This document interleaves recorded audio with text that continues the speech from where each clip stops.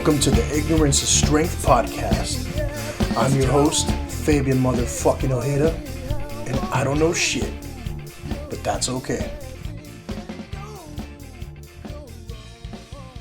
All right, let's get this shit started. Thank you everybody for listening to the Ignorance is Strength podcast. Hope you all enjoyed episode number 25, the teacher panel. Definitely had a lot of good conversation there. Listen to your teachers, your kids' teachers. They are definitely in need of a little bit of a break and some understanding. Today we got a brand new guest, and she's an up and coming rapper, but also she's someone who's lived through a lot, assessed her situation, and simply said nope. Joining us today, please welcome Charlene, A.K.A. Mo Unique. How you doing today? I'm doing great. Thank you so much for having me. Yeah, I mean, I think, we're going to have some fun with this conversation today. I know you're coming from a little shindig. I had a little one for my niece right now, too. So I think we're in a festive mood, and that's a good thing. Oh, yes. So, I'm glad to have you on. I think I've been wanting to expand my pool of guests. So I definitely jumped at the chance to have you on and tell your story. I think it's an interesting one, right? We'll find out a little bit, not just about music, but about overcoming some struggle, right? Oh, yes. Because it's funny because you was like, hey, I don't know how I can help you. But, once you heard it, you was like, yeah, okay. No, exactly. Yeah. So I'm like, there's definitely a story to be told there. And I think also, it might help because I had, a lot of silly episodes before, and it's a lot of, just dumb jokes and stuff like that. But we've had a little bit more, serious tone as well, and we've had someone on talk about, trauma and abuse and everything like that. And a lot of people got, they got a lot out of it. I think that was the most downloaded episode so far. So even if you can help someone with your story, that'd be really cool. I'm here for it. So let's get it going. All right. So before we get into it, you're in, I was a little confused. You were in Georgia. Now you're in Texas? So I live in Texas, but I do filming, so sometimes I have to travel back and forth to different locations. I see. At the moment, I live in Houston. Okay, and so you go to school out there in Full Sail, right? Well, see, I go to Full Sail University. The campus is actually in Orlando, but I do online school. I see. Oh, okay, so it's more so the travel for your filming and everything. Yes. So in Texas, I'm asking everybody right now, just because it's super relevant in the world, and I always start off the conversations like this, but how's your COVID life been? Because I think in Texas you guys are a little more lax than us in LA. No, well, I asked my brother that too because he lives in LA. So I think, for my COVID life, I have two little ones, so it is a little stressful trying to keep them contained into the house. They're so used to just going out and playing and exploring life. But we're making it work. I haven't got the COVID-19, thank you, Jesus. So we're making it work. No, and how's the life over there? Because here everything's still closed down, and I think we're just barely going to open up some indoor malls and stuff, but is everything open? Everything is open here. Jeez. Everything is open. And that's what scares me. Like, I even hate going to the gas station because everyone is out. Like, I have to wait till some people leave, and I'm like, okay, 1, 2, 3 people left, and then I'll go in. Yeah. I mean, it just shows our president just got it. So it's like, it's pretty relevant and still out there. I don't know why people think, because they opened the government back up as if, the virus just vanished away. Like, it didn't vanish away. It's still very relevant. I agree. Yeah, for sure. All right. So what we're going to do, a quick rundown. We're going to talk a little bit about, your history and backstory so we get to know you a little bit. We'll talk about your music specifically, and we'll check in what social media says, some online comments, and we'll talk about what's next, how's that sound? Okay, sounds great. Perfect. All right. So I like to give my listeners a sense of who the guests are, and the phrase that I like to use is I like to frame the picture, And so let's frame your picture. Let's talk about early life. Where did you grow up, and what was childhood like? I am originally from Tampa, Florida. Childhood was not the best childhood. I stayed with my mom, and I have 6 siblings. Oof. I can't say I had the best life, but I had what she can afford, you know, at the time. So I can't blame it on her. She did the best she could. Right. But I was so wanting to get out that life. My life kind of moved really, really fast because I was so eager to leave such a bad poverty life. Mm-hmm. So I had to grow up extremely fast. Right. Yeah. And that's, I mean, I can relate to that, you know, because a lot of people I've talked to have kind of had similar situations. Or, I mean, I grew up, you know, single parent, 4 kids in the house and everything. So I get it, you know, so. Yeah. I mean, it's like you have to want to do better. Like, mm-hmm. So, that's past life. That's where I grew up, Tampa, Florida. Mm-hmm. Who was, you know, who was Charlene? I can't imagine you were more unique in high school, right? But who was Charlene in high school? Oh, Charlene. Charlene was the girl who had all the friends. Okay. I knew everybody. It was not no friends I didn't have. I wasn't popular like the cheerleader girl, but considering that I love talking to everyone, I was very sociable. Like, I can talk to anyone. Mm-hmm. I talk to all my teachers. Like, everyone loved talking to me. Right. But I wasn't like popular. I just knew everyone. Mm-hmm. You know, I always kept my surroundings like close, but I made sure I was very aware of everything that was going on. Right. Yeah. And you know, I like to dig into, you know, a little bit of history and background for people because it kind of sets you up. It shows you like, okay, this is the trajectory my life went to because of how I grew up. You know, like for myself, you know, for example, we talk about growing up in that single parent home and wanting to make better of yourself. Like for me, it was just like, okay, I need to make money. And as soon as I was able to work and make money, you know, it was like, it was fully on. Like I didn't care about, you know, having fun or living an actual, you know, social life. It was like, make money, you know? I wish someone installed those into me because I didn't get that installed into me, you know, to make money first. Like the first thing that kicked in was Charlene needs to get out of this situation. That's how Monique came along. And so when did you start seeing like, you know, a bit of a turn, you know, when was it like, did you start doing your own thing? Like when you were just out of high school, still in high school, like a little, into adult life? No. So actually, not at all. I ended up getting married really early, 17. My husband at the time was in the military. So I was an Army wife. So I didn't really have time to do nothing. Like I was really cuddled and caged in, you know, being an Army wife.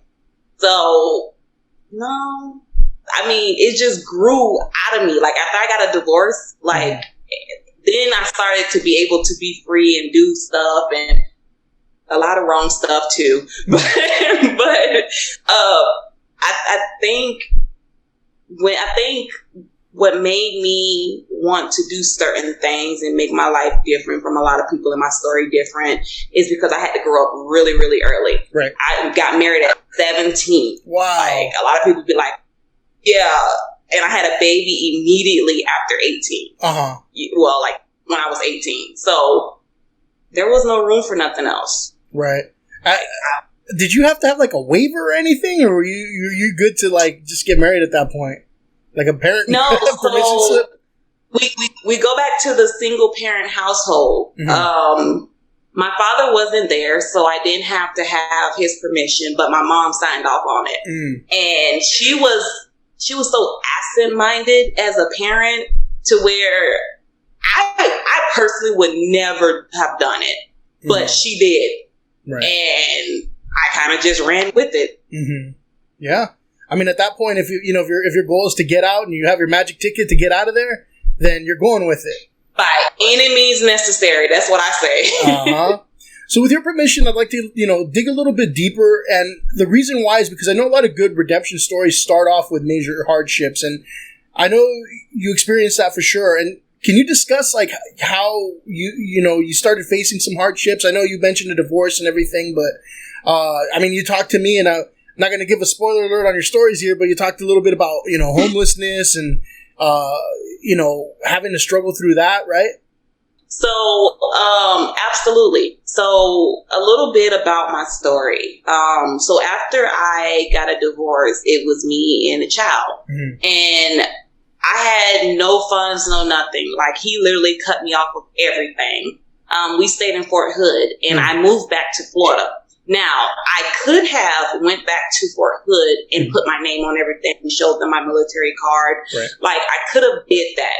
But the young girl in me did not know that. Mm-hmm. I just let everything go without a fight. Right. Which led me to actually dancing, entertainment. Yep.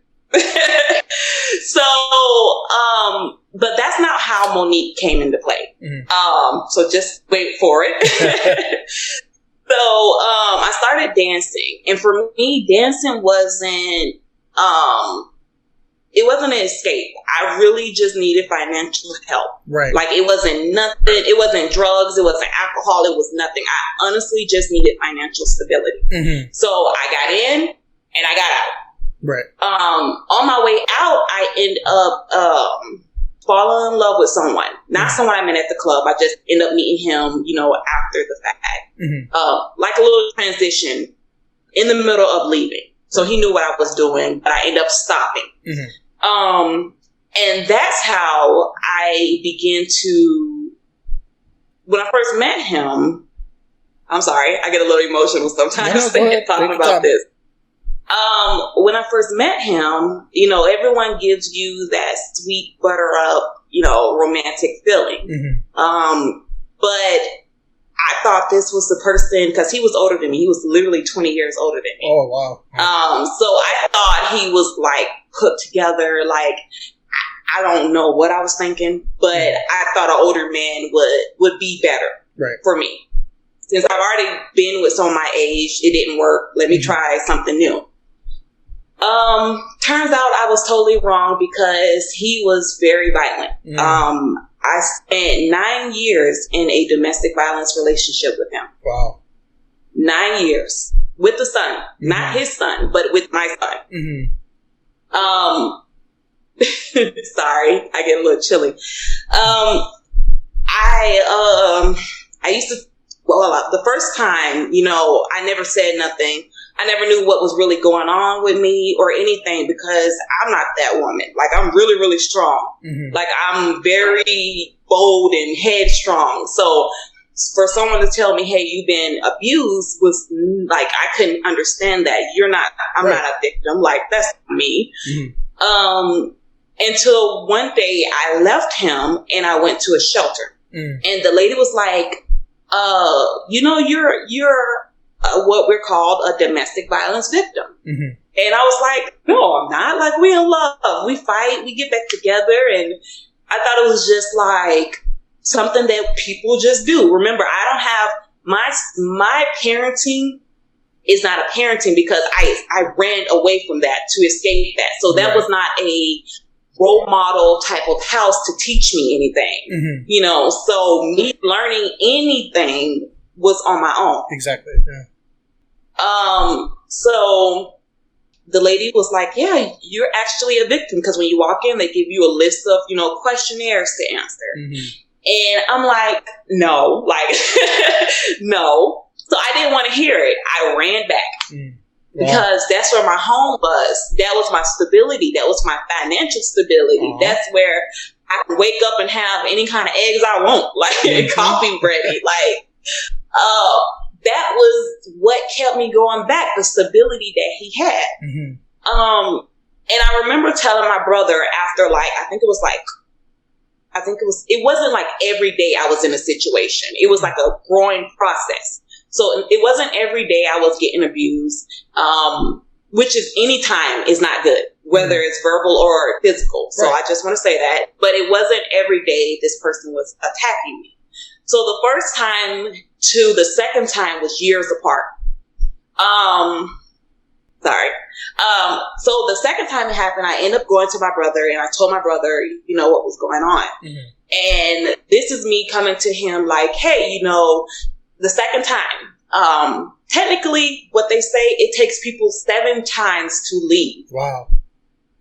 to actually pick up and leave and run back. So this is my second time telling my brother. No, my first time telling my brother, my second time leaving. Right.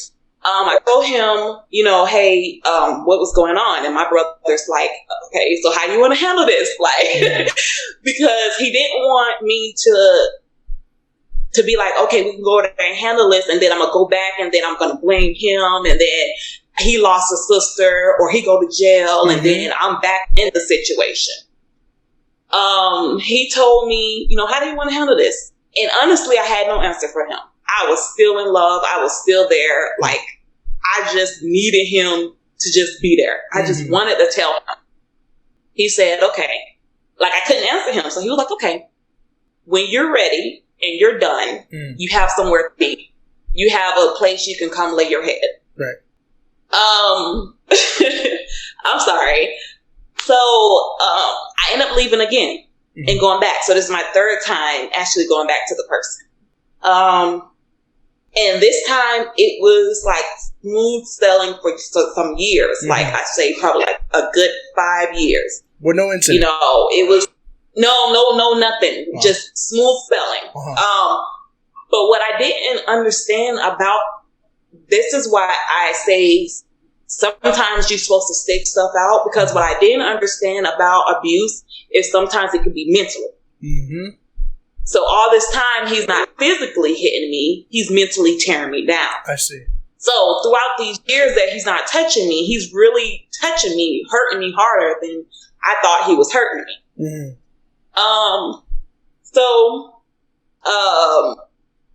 I pretty much go back to my brother and he said, are you sure you're done this time? And I had all my clothes and everything with me. And then I was like, yeah, I'm done. He was like, okay. And then I relocated to Texas. Okay. So that was the turning point there where you stuck your head up and just said, nope. Yeah. Because I think what it was when someone told me that I was still being a victim mentally, that was not catching me. No one told me that. Well, they told me that, but I didn't want to stay and listen because I still was really holding on to this financial gain that I can lose. So no, I wasn't really caring about nothing no one had to say until I honestly think what really, really did it was one day we was arguing in front of my son, and I don't like to argue in front of him. Right. And I looked at him, and I looked at my son, and I was just like, no, I can't do it. And and usually before then, I would pack up and leave while he's going to work. Right. That day, I packed up in front of him, and I said, here go your keys. I'm not coming back here no more. Oh. Yeah. Like, I didn't have to call the cops. I didn't have to do nothing. Like, that day, I just said, all of me just said, no, you're not gonna, because I kept on saying, well, if my son don't see it, he's going to be fine. And you got to remember, like, I'm just hitting 30, so this is when I was like 19, 20. Like, so I'm not understanding, even if your child don't see it, he can feel it or, So that day I saw my look on my son's face and I was like, no, absolutely not. I will not. No, absolutely. Because either we're going to keep arguing or I'm going to tear me down and my son down. Right. So, yeah, that was the turning point. There's a lot to unpack there, and I wanted to pick at a couple points. First and foremost, thank you for sharing your story there, because I think, and you can hear it, it's hard to do, but I always say, getting things out like that, it's always very therapeutic, both for the storyteller and for the listener. And so, again, just thank you for that and being open with that. I myself, lived through, a similar situation where, at age 5, I think 7 was the last time I saw domestic abuse in the household. And you're right, as a child, as a son of somebody who's getting abused, it's not good, even it leaves you kind of, you feel, even if you're not getting, hit yourself or directly, beat up or anything like that, you feel it, you know, because like for me, it was like, hey, that's my mom, you know, and it's that's the loved one of your life, absolutely. And it kind of it messes you up a little bit, you know, in your head, you know. I had like anger issues, you know, I had, you know, things I couldn't deal with, and I didn't know how to express until, you know, I found outlets and stuff like that. So I mean, I think it was a wise decision to you know, at some point just be like, I've had enough of this. And like you mentioned, some people just don't know how they're going to do it without their partner sometimes. And so they keep going back to the same old, and it becomes a broken record, you know, and a lot of times I think family members just want to be like, you know, well, I try to help you. And are you sure it's going to, you know, you're not going to do the same thing this time? They get tired of it a lot of the time. So kudos to your brother who was very much a lifeline, you know?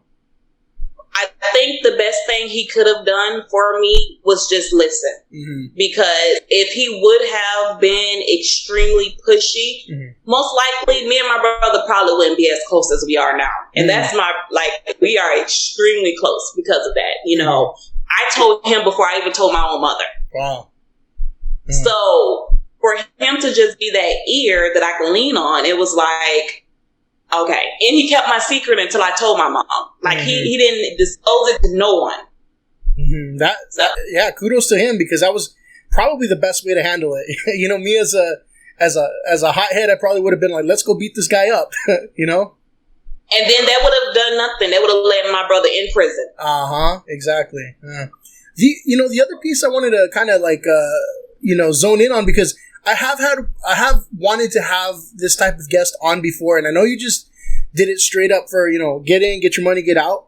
But I wanted to kind of just, you know, check in about working as a dancer, because I actually, you know, I worked at a strip club as a bouncer, and I had a lot of interesting conversations with the girls back then. I wish I would have had a podcast back then, you know, because that is a subculture of its own, you know?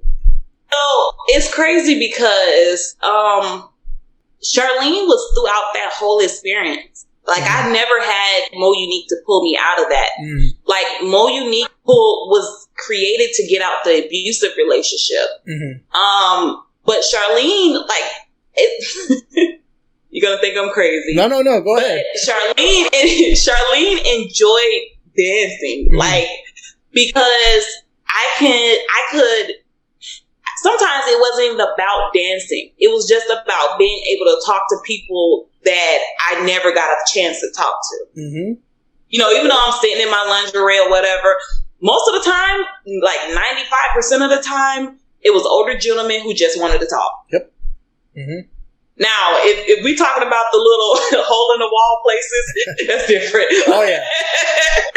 Yeah, that's a whole different territory. Yeah. But, like, I think that's why.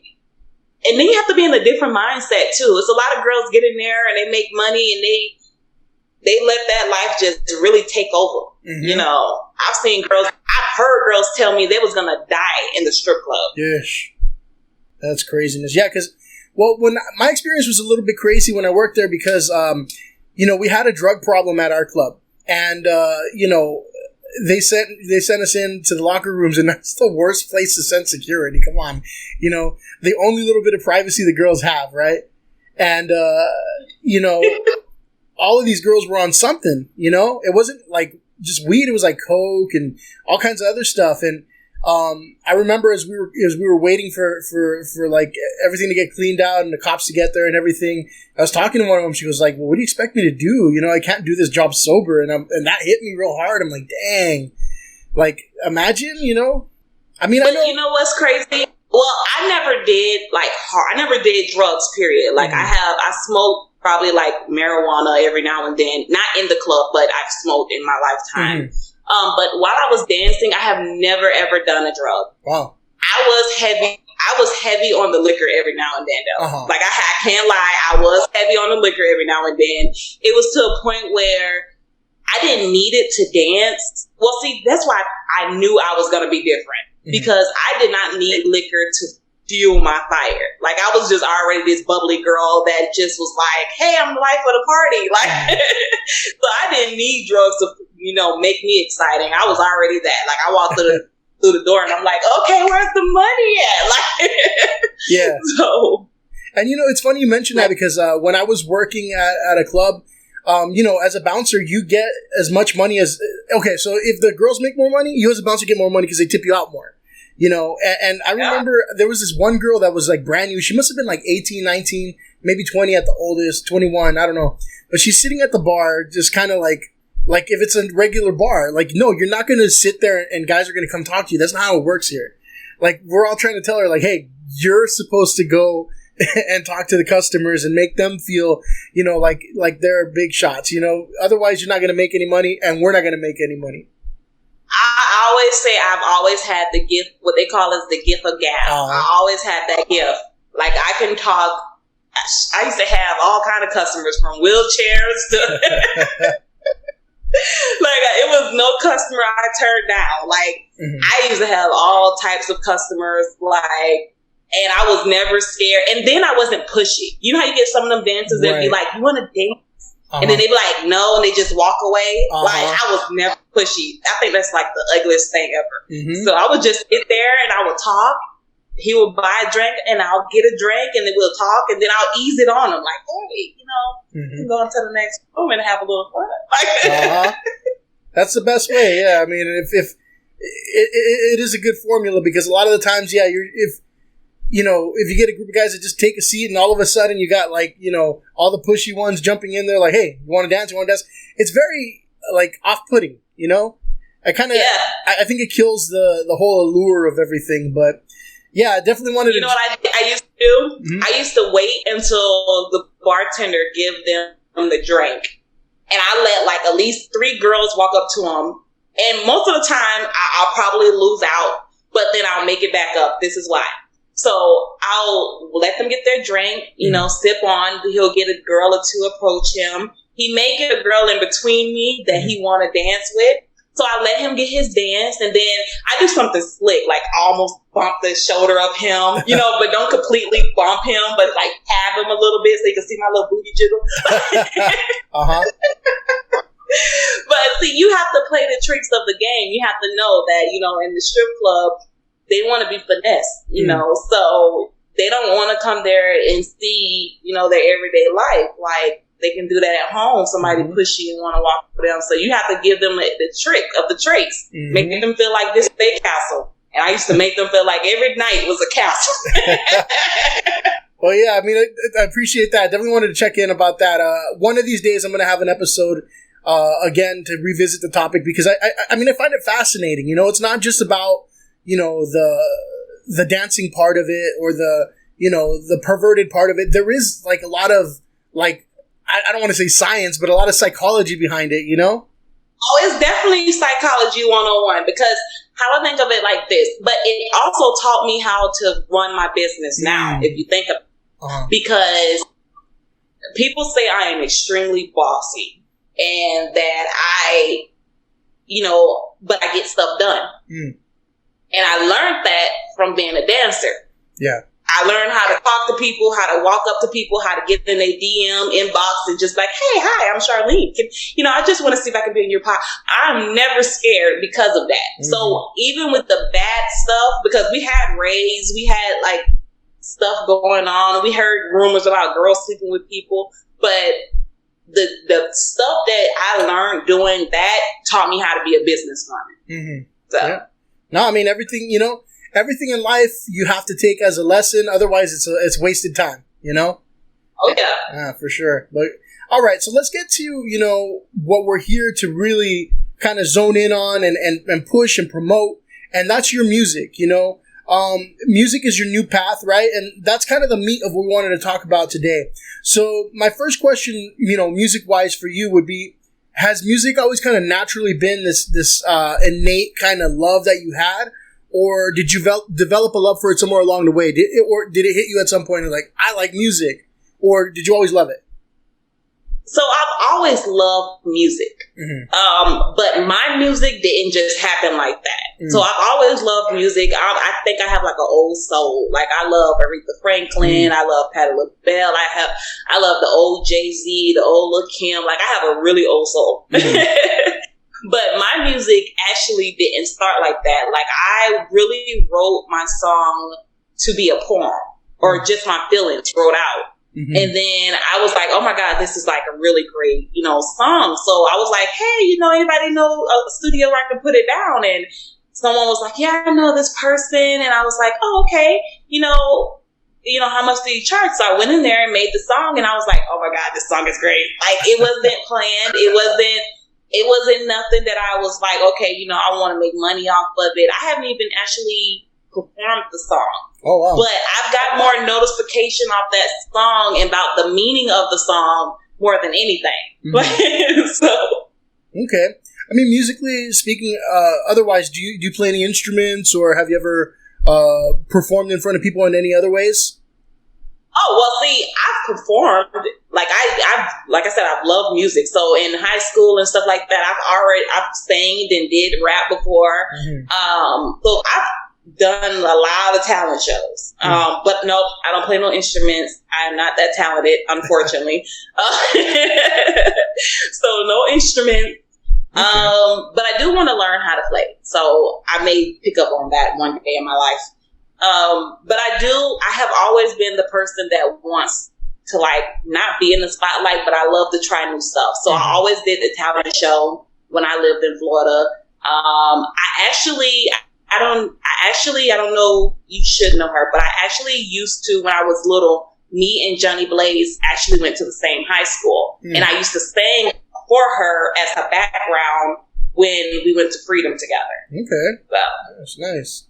When you mentioned doing some talent shows, were you ever like the nervous performer, or were you more so like eager and you just want to be the star of the show? Oh, I'm always the star of the show. Yeah, I figured that one, I guess. Right. I am always the star of the show, and it's crazy because when I did talent shows, I never did them by myself. But I will always not want to be the first one singing. I want to be like the middle of the last person singing. Mm-hmm. And then by the time it gets to me, the crowd is already pumped up and excited. So I can't start on my cue. We gotta. It was always something. So I'm always the star of the show. Like, I have to be the star of the show. Yeah, I can relate to that one. I mean, I fancy myself the karaoke king of California over here, because every time I get up there, it's a show. Otherwise, I won't be, I'll be very calm demeanor most of the night. You won't see me going crazy, but when I do karaoke, I'll be up there, and I guarantee you I will steal the show. I love karaoke. Yeah. As far as, musicians and influences, who are some of your favorites? Oh, that's a good question. I love Eve. She is a very big influence person to me. Like, she's very influential to me. I think because she wasn't like a lot of women. She didn't have to sell sex like that. Right. She really spoke a lot of truth, and she made money. She didn't have to do so much. I love the old LaKim before she started messing with her face. But I love the old LaKim because the old LaKim was like that roughneck, that Brooklyn roughneck. Mm-hmm. Like, if she talked about sex, she did, but it was like really, really gangster. Like, I like Jay-Z. Like, I like him. I don't know if I like him now.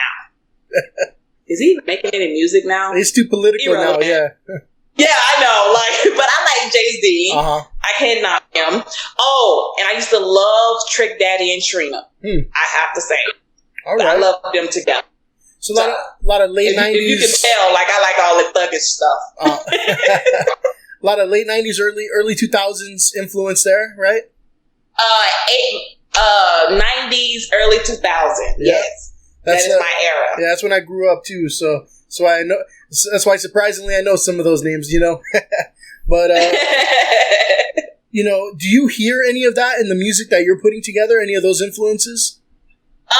It's funny because I always try to channel one person. So with this first song, I feel like I tried to channel Eve. With the Love Is Blind.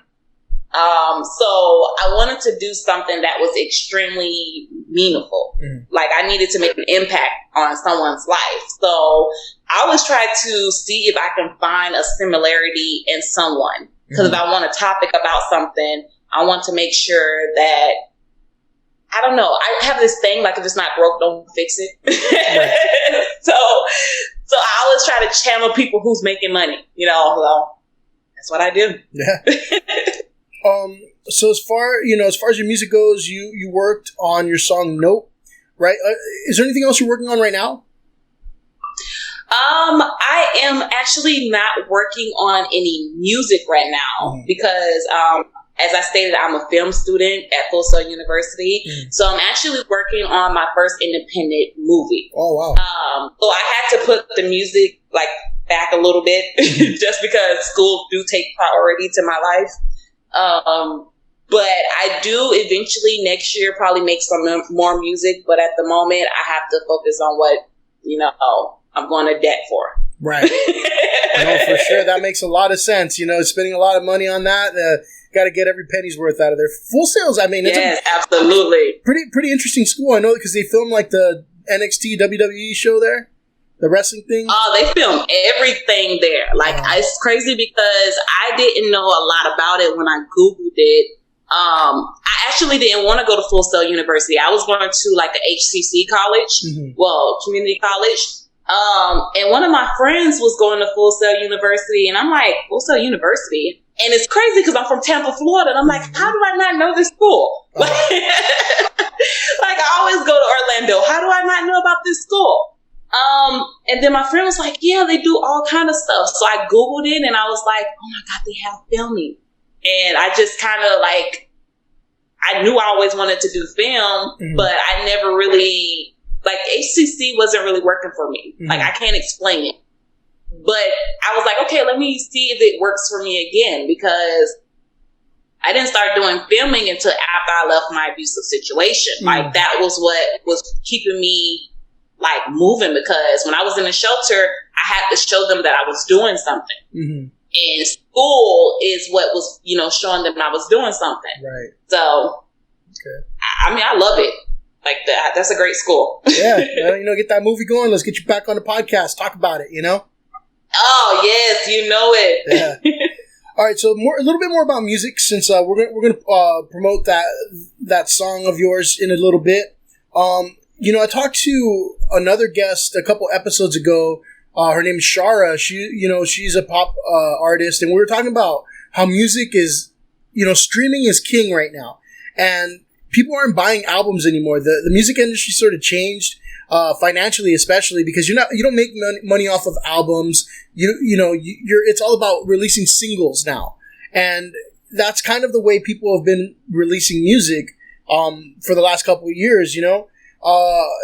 Is that the way, once you eventually start releasing music again, is that the way you plan on releasing music, is through singles, or are you going to focus more on big albums?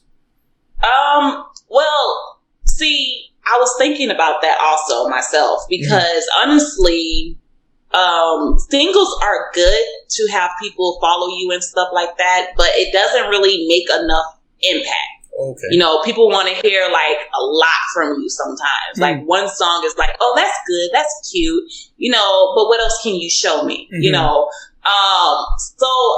when I do start back, I think I'm going to do a full album or EP, just to give people, some diversity in what I can do. But I would like to work with different producers. I can't just work with one producer. If I'm doing an album or EP, I need at least, if I'm doing 7 to 10 songs, I need every 2 songs, I need to be moving producers. So yeah. I'm going to be putting in work. That sounds like, quite the undertaking there. So what I want to do really quickly is I want to play, for the listeners of the podcast, I want to play your music. I want to play your song. So this is the song Nope by Mo Unique.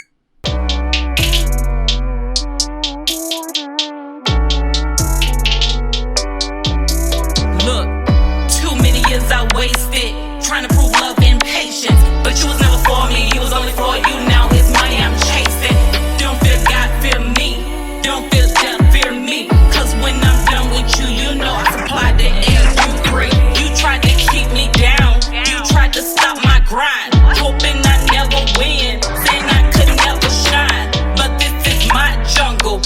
the king of this bitch. Call me King Kong, I'm whipping and running, I'm running these streets. I always kept it real, I held you down for years.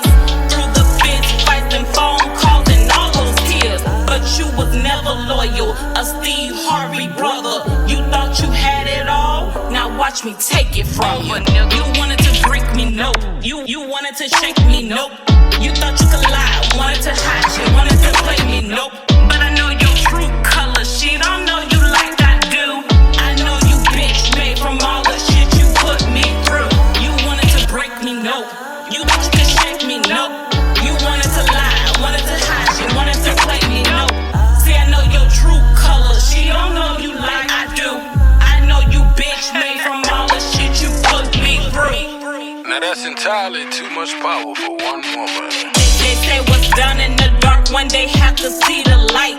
I hope in your case that don't be the day I'm read my rights. You rather see me choking, rather see me unfocused. But I fight to the end and grind till I'm finished, that's why I was chosen. I was strong when you was weak so we could see better days. I took you from the hood and showed you we had better ways. But fuck your heart, you played my mind, so just go pick your grave. Saying I'm supposed to behave, today might be your lucky day. I was the one who held you down when bills was overdue. I hit the strip club when shit got tough, you fell through. I ain't apologetic, no, tell your bitch she can get it. Don't need no handouts, I'm well invested, check my credit. Too many years I wasted trying to prove love and patience. But you was never for me, you was only for you, now it's money I'm chasing. Don't fear God, fear me. Don't feel that, fear me. Cause when I'm done with you, you'll know I supply the air you breathe. You wanted to break me, nope. You wanted to shake me, nope. You thought you could lie, wanted to hide shit, wanted to play me, nope. But I know your true color, she don't know you like I do. I know you bitch made from all the shit you put me through. You wanted to break me, nope. You thought you could shake me, nope. You wanted to lie, wanted to hide shit, wanted to play me, nope.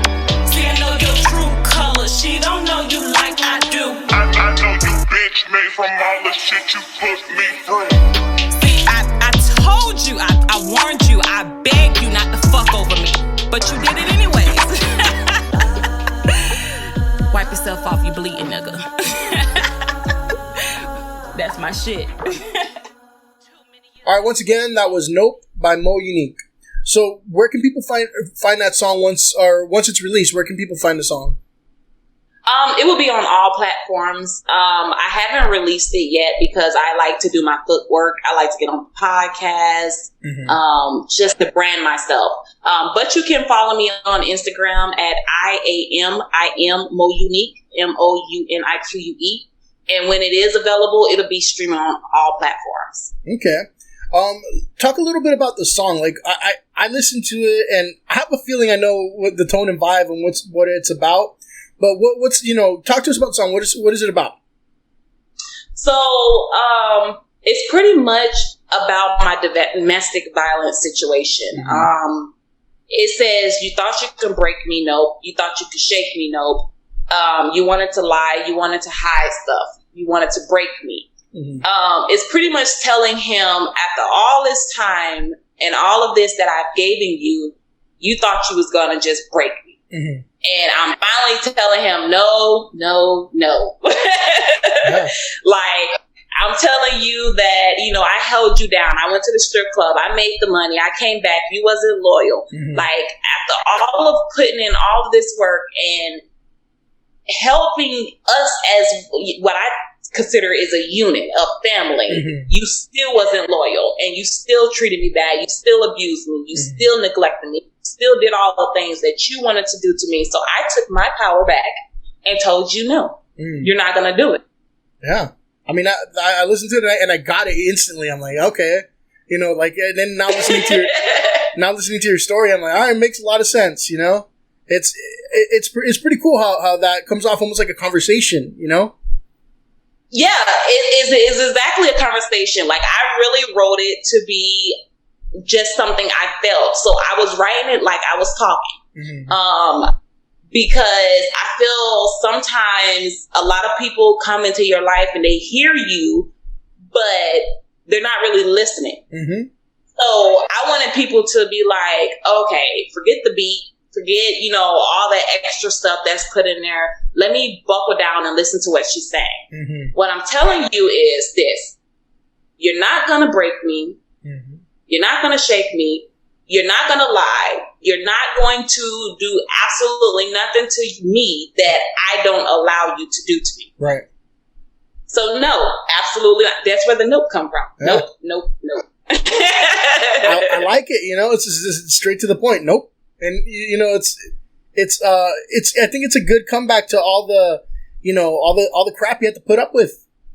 Right? Yeah, I've had to put up with a lot of stuff. Like I'm still fighting mentally, getting over stuff day by day. And I've been out of that relationship for going on, I want to say about 7 years now. And it's not every day is still a struggle, not going repeatedly back to thinking what did I do wrong? I'm always struggling in my mental because of what I went through. Mm-hmm. So this song is very therapeutic for me. And I hope it's going to be therapeutic for a lot of women, because it comes a time to where you have to honestly tell yourself it's going to be him or it's going to be me. Mm-hmm.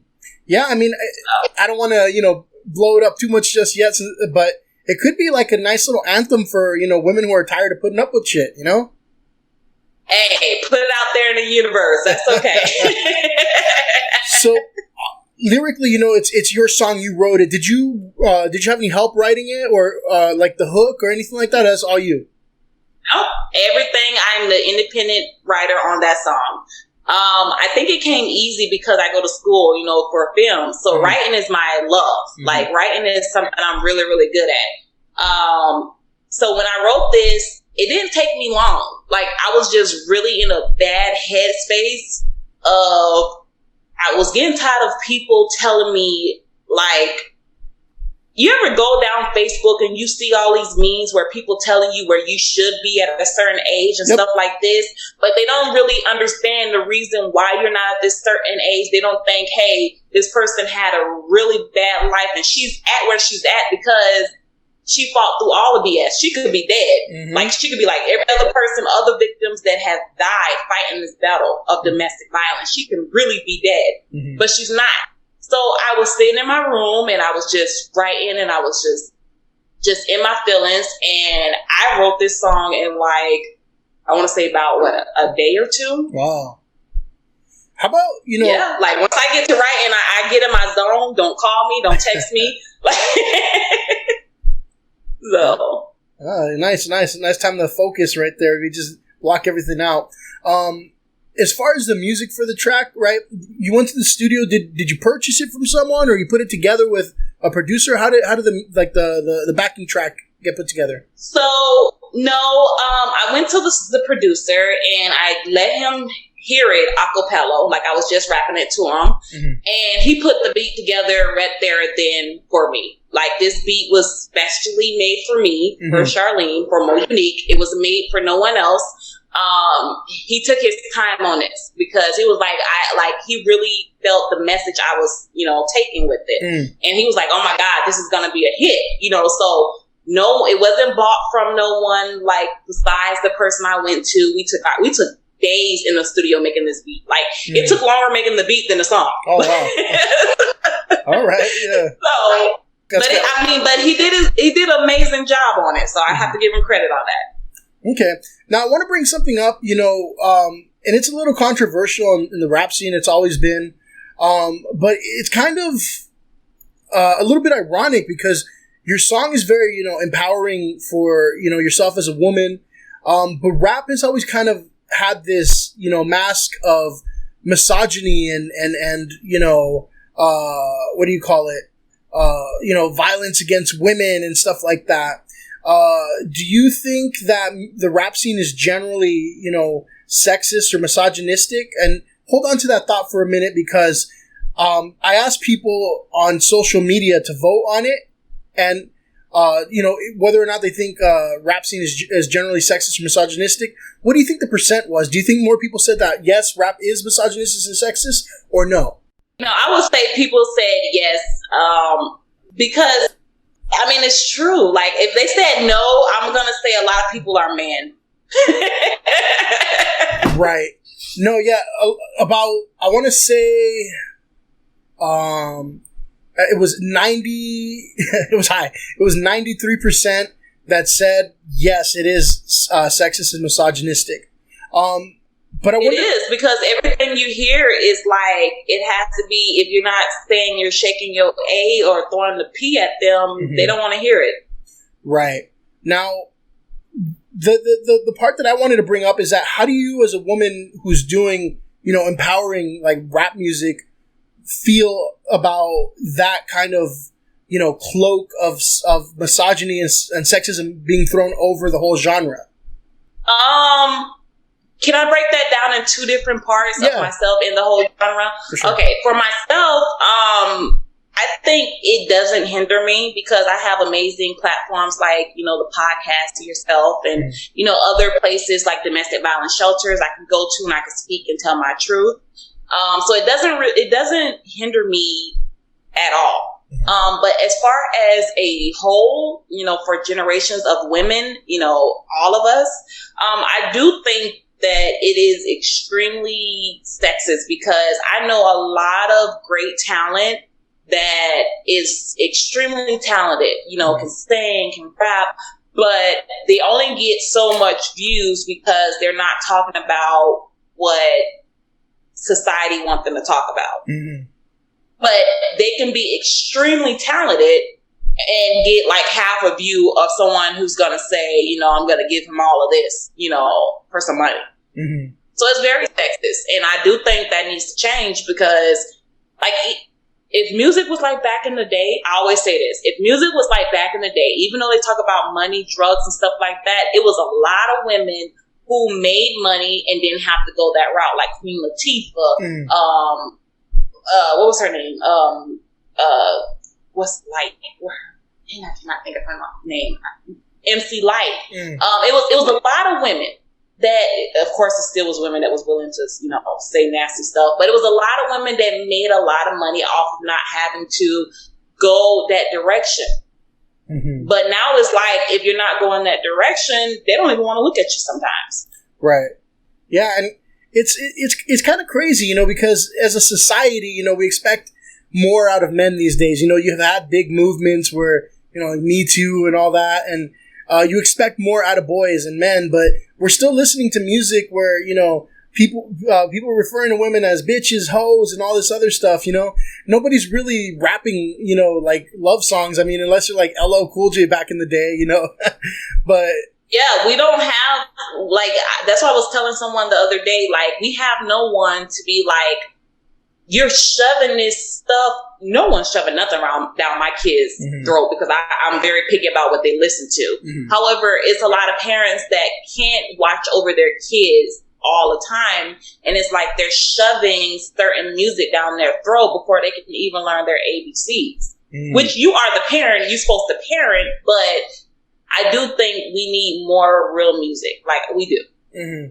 Yeah, I mean, you talk about like the old school music. I love that stuff. You know, I love me like some Stevie Wonder or, you know, Earth, Wind and Fire. Like that stuff's timeless, you know? Yes. Or Michelle A. when she's just crying out her soul. Yes. You know, and even if those songs were like, if any of them were risque, they hit it in kind of a more poetic type of way where you didn't know it was risque, you know? But I think you're not saying put your thing in the back of my throat. Like, you're not doing all that. Like, it was like love making almost. You know, it was telling a story. It was telling the person you love, like, if we are gonna do this, we're gonna do it the right way. Now it's just like, I'm gonna hit it and quit it. Like, yeah, you know, well, even like the women that rap, you know, you've got artists like, you know, Missy Elliott or like, you know, Lil' Kim or Nicki Minaj, Cardi B.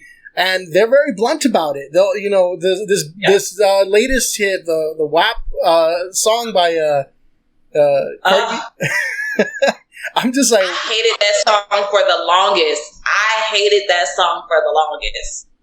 Because I never to be all fair, shout out to Carly B, because you make your money, you grown, you do what you want to do. It's not Carly B's responsibility to take care of your kids.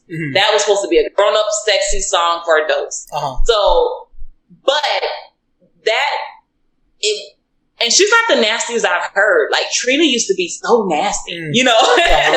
but she had a different kind of class to her. You know what I'm saying? Right. But that song, I hated that song for a long time. Like, a long, long time. Like, you literally not giving them no imagination of what you want them to do to you. Like, everything was all out and open. Like, I don't understand that. Yeah, there's no subtlety at all. It was cute and it made millions. It was cute and it made millions, but she went straight for it. Like, All right, so shifting gears a little bit. I know you talked about being on a musical break of sorts and really focusing in on film, but what are some of your overall goals once you get the music back on track? You know, do you want to do live shows? Do you want to do touring and more albums and stuff like that? What do you see for Mo Unique as a musician once you get back on track with that? I would hope to, if I get the opportunity, I'm going to put it in the universe. I would want to work with people that can help me kind of guide me to a better direction. I would love to do shows. I would love to do places where I can actually talk about the story as well as do a show, like a collaboration of it. I would also like to do touring. Shoot, I want to do it all. I don't think there's no limit to what I do want to do. I want to do it all. Who's somebody that you would love to like open up for? Oh, open up for Kendrick Lamar. All right. Okay. I would love to open up for him. I was going to say Chris Brown. That's why I looked down. But I don't think that was going to work. I know. You got two different stories there. No, because I'm nasty and he's nasty and I might go to jail. Uh-oh. Well, there you go. That's another reason. Yeah, it's a different reason. A whole different reason. Yeah. Now, here's where I really want you to like advocate for yourself, right? Why should people listen to Mo Unique, right? What experience are they getting when they listen to your music? I think my music is always a story to tell. And it is my journey. Like, whether you like it or not, I'm not going to sugarcoat it. It's not going to always be pretty. I've had love. Like, so you're going to get everything. You're going to get the heartbreak and the love. But the reason you should listen to me, to be honest, is because there is no one like me. And I know a lot of people say that, but I think I'm original. Like, I feel like I was born back in the day and I probably should have made music back in the day. Like, there is always someone that's trying to be great, and trying to be the next, legend to say. But I honestly just want to tell a story. I feel like if I can get people into that R. Kelly feel, like how he was always making hits and music and stuff like that, that would be something I would want to do. Like that is my goal, to make stuff that you will love forever. You know, it's not about selling any records. It's about understanding of putting something better into this air, into this world. So that's why they should listen to me. Besides, I got a really cute voice, you know. Well, it's good endorsement there. Before we close out, is there anything else you'd like to talk about, or any plugs or any shout outs? Absolutely. Shout out to the person that produced this album, of course, and shout out to my brother. I love you, of course, and shout out to you for having me on as a guest. Thank you. Appreciate that. Now, last thing before we go, you know, I like to ask all my guests about the next episode. And in the next episode, you know, I'm having kind of an, you know, empowering, you know, female story again, which is, 2 for 2 right there. But I have a former Peruvian immigrant who, you know, she worked and hustled her way to creating a successful business for herself. Started off as a home business and now is on multiple Spanish TV channels promoting her business. What do you think about, you know, that type of drive, that type of hustle where people come over as immigrants and then make something of themselves? I love it. And I honestly think a lot of Americans that's born here should actually take some of that hustle from them and inspire and admire that.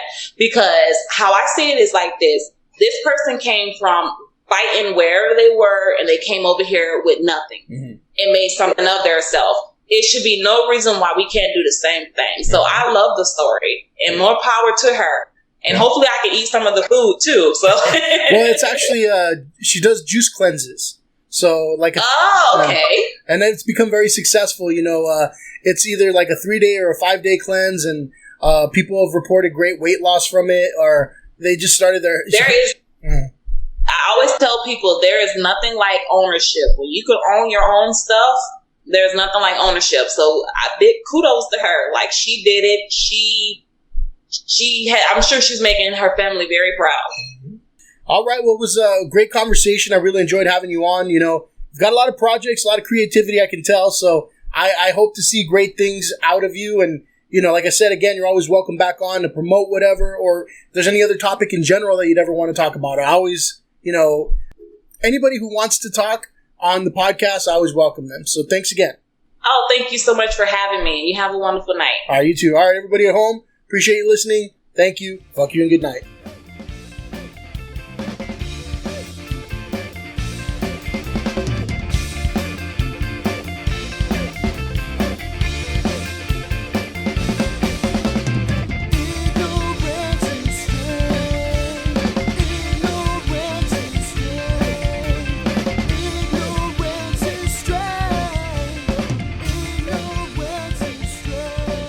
Subscribe to the Ignorance is Strength podcast on Spotify, Apple Podcasts, and Google Podcasts. Like, follow, and share on Facebook and Instagram at Ignorance is Strength Podcast, and on Twitter at The Ignorance Pod.